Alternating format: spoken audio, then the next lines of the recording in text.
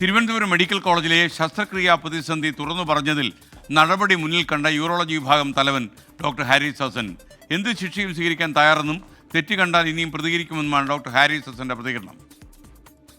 ഇപ്പം എന്ത് ശിക്ഷയ്ക്കും തയ്യാറായി നിൽക്കുകയാണ്. ഞാൻ ഇന്നലെ തന്നെ എല്ലാ ഡിപ്പാർട്ട്മെന്റിന്റെ ചാർജെല്ലാം അടുത്ത എൻ്റെ 2 ജൂനിയർ ഡോക്ടർമാരും എല്ലാ ഡോക്യുമെന്റ്സും എല്ലാ ഡിപ്പാർട്ട്മെന്റ് ചാർജുകളും ഏൽപ്പിച്ചു. വകുപ്പ് മേധാവി സ്ഥാനം ഒഴികെയല്ല എനിക്ക് ഇന്ന് സസ്പെൻഷനോ അങ്ങനെയുള്ള ശിക്ഷാ നടപടിയോ മാറ്റി നിർത്തുകയോ ചെയ്തു കഴിഞ്ഞാൽ ഡിപ്പാർട്ട്മെന്റ് പ്രവർത്തനം തടസ്സപ്പെടാതിരിക്കാൻ വേണ്ടി ഡിപ്പാർട്ട്മെന്റിന്റെ എല്ലാ കാര്യങ്ങളും അടുത്ത തൊട്ട് ജൂനിയർ ഡോക്ടറെ എല്ലാം ഏൽപ്പിച്ചിട്ടുണ്ട്. ഔദ്യോഗികമായിട്ടല്ല ഞാൻ ഇത്, കാരണം ഇന്ന് പെട്ടെന്നാണ് ഇത് നടക്കുന്നതെങ്കിൽ എനിക്കത് അവിടെ സ്ഥലം മാറേണ്ടി വന്നു കഴിഞ്ഞാൽ എനിക്ക് പിന്നെ ചിലപ്പോൾ സമയം കിട്ടിയെന്ന് വരില്ല. അതുകൊണ്ട് ഞാൻ എല്ലാ ജോലികളും അദ്ദേഹത്തിന് ഏൽപ്പിച്ചിട്ടുണ്ട്.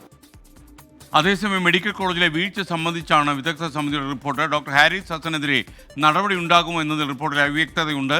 റിപ്പോർട്ട് ആരോഗ്യവകുപ്പ് മന്ത്രി കൈമാറും. MG പ്രതീഷ് വിശദാംശങ്ങൾ നൽകുന്നു. പറയൂ പ്രതീഷ്. SKN ആരോഗ്യവകുപ്പ് നിയോഗിച്ച 4-അംഗ വിദഗ്ധ സമിതി ഇന്ന് ആരോഗ്യമന്ത്രിക്ക് റിപ്പോർട്ട് കൈമാറും. ഇന്നലെ രാത്രിയോടുകൂടി തന്നെ DMEക്ക് റിപ്പോർട്ട് നൽകിയിരുന്നു. DME ആണ് ആരോഗ്യമന്ത്രിക്ക് റിപ്പോർട്ട് കൈമാറുന്നത്.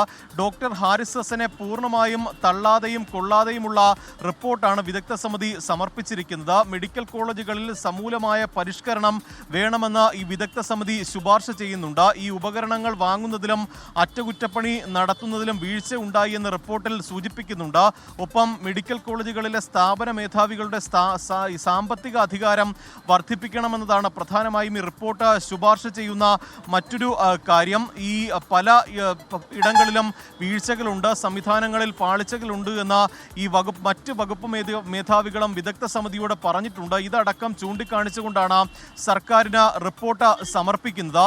മാത്രമല്ല, ഈ SKN സൂചിപ്പിച്ചതുപോലെ തന്നെ ഈ ഡോക്ടർ ഹാരിസ് ഹസനെതിരെ നടപടി ഉണ്ടാകുമോ എന്ന കാര്യത്തിൽ വ്യക്തതയില്ല. ഔദ്യോഗികമായ ഒരു ചട്ടലംഘനം നടന്നിട്ടുണ്ട് എന്ന് വിദഗ്ധ സമിതി അന്വേഷണത്തിൽ കണ്ടെത്തിയിട്ടുണ്ട്. പക്ഷേ ഏതുതരം നടപടി വേണമെന്ന കാര്യത്തിലുള്ള ശുപാർശ ഒന്നും തന്നെ ഈ വിദഗ്ധ സമിതി റിപ്പോർട്ടിൽ പറയുന്നില്ല. ഒരുപക്ഷെ ഡോക്ടർ ഹാരിസ് ഹസനെതിരായിട്ടുള്ള നടപടി ഒരു താക്കീതിൽ ഒതുക്കാനുള്ള ഒരു സാധ്യതയുമുണ്ട്. ഈ നടപടി മുന്നിൽ കണ്ടാണ് ഇന്ന് ഹാരിസ് ഹസൻ പ്രതികരിച്ചത്.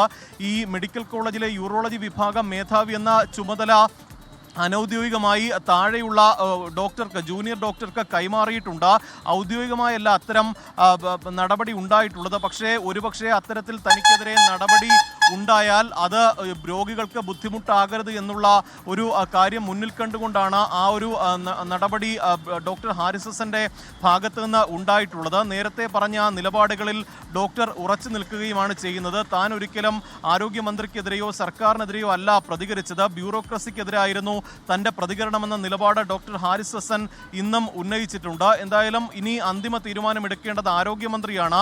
ഡോക്ടർ ഹാരിസ് ഹസനെതിരെ നടപടിയെടുത്താൽ അത് വീണ്ടും വലിയ വിവാദങ്ങൾക്ക് വഴിവെച്ചേക്കാം. ഇന്നലെ തന്നെ ആരോഗ്യമന്ത്രിക്ക് മെഡിക്കൽ കോളേജിലെ അധ്യാപക സംഘടനകൾ കത്ത് നൽകിയിരുന്നു. ഡോക്ടർക്കെതിരെ നടപടിയെടുത്താൽ വലിയ പ്രക്ഷോഭം ഉണ്ടാകുമെന്നതാണ് KGMCTയുടെ മുന്നറിയിപ്പ്. ഇക്കാര്യത്തിൽ സർക്കാർ ഇനി എന്ത് നിലപാടെടുക്കുന്നു എന്നതാണ് ഏറ്റവും പ്രധാനപ്പെട്ട കാര്യം. കഴിഞ്ഞ ദിവസങ്ങളിൽ സർക്കാരിലെ തന്നെ മന്ത്രിമാർ, CPM സംസ്ഥാന സെക്രട്ടറി ഉൾപ്പെടെ ഹാരിസ് ഹസനെതിരെ രംഗത്ത് വന്നിരുന്നു. ഈ സാഹചര്യത്തിൽ സർക്കാർ നിലപാടായിരിക്കും ഏറെ നിർണായകം. SKN.